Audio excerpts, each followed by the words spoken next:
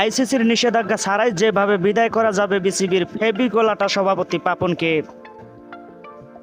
দেশে চলছে পালাবদলের হাওয়া, সেই হাওয়া লেগেছে দেশের সবচেয়ে জনপ্রিয় ক্রিকেট বোর্ড বিসিবিতে।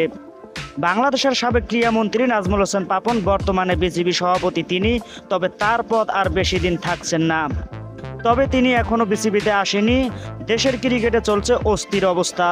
সহসভাপতি পদের শূন্যতা থাকায় এখন পর্যন্ত দায়িত্বে দেখা যায়নি কাউকে। নতুন ক্রীড়া উপদেষ্টা আসিফ মাহমুদ তাগাদা দিয়েছেন আইসিসির সঙ্গে যোগাযোগ সাপেক্ষে বিকল্প খোঁজার দিকে। সচিবালয়ে প্রথম দিন এসেই বলেছিলেন বর্তমানে বিসিবির সভাপতি অনুপস্থিত আছেন। অবশ্যই একটা সংস্থাকে কাজ করতে হলে সবার উপস্থিতি প্রয়োজন।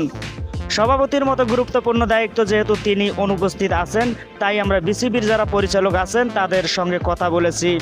তারা আইসিসির আইন মেনে যেটা করার সেটাই করবেন। পাশাপাশি অন্তর্বর্তীকালীন সময়ের জন্য কাউকে নিয়োগ দেওয়া যায় কিনা সেই বিষয়টি দেখতে বলেছি। অন্তর্বর্তীকালীন সময়ের জন্য সভাপতি নিয়োগের ক্ষেত্রে সরকারি হস্তক্ষেপের ফলে অবশ্য বাংলাদেশ ক্রিকেটের নিষেধাজ্ঞার সম্ভাবনা রয়েছে। তবে ক্রিকেট বোর্ডকে সচল রাখতে নিষেধাজ্ঞা এড়িয়ে নাজমুল হোসেন পাপনের পরবর্তী কোনো এক সভাপতি নিয়োগ দেওয়া সম্ভব। সেক্ষেত্রে অবশ্য বড় ভূমিকা পালন করতে হবে ক্রিকেট বোর্ডের সিও নিজামুদ্দিন চৌধুরীকে। বর্তমান প্রেক্ষিতে সভাপতির অনুপস্থিতি এবং দেশের চলমান অবস্থা ব্যাখ্যা করে আইসিসির কাছে লিখিত আবেদন করতে হবে সিওকে।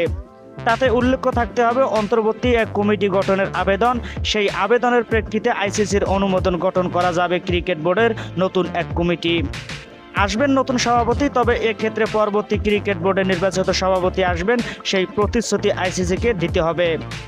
এছাড়া বোর্ড গণতন্ত্র অনুযায়ী প্রতি 2 মাসে একটি করে পরিচালক সভা অনুষ্ঠিত হওয়ার কথা রয়েছে। পরপর 3 সভায় কেউ অনুপস্থিত থাকলে তার পরিচালক পদ বাতিল হবে।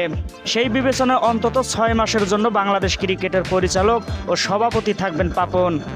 এর মাঝে নিজ থেকে পদত্যাগ না করে সময় ক্ষেপণ করলে বিসিবির গণতন্ত্র অনুযায়ী তার পরিচালক পদের মেয়াদ শেষ হয়ে যাবে।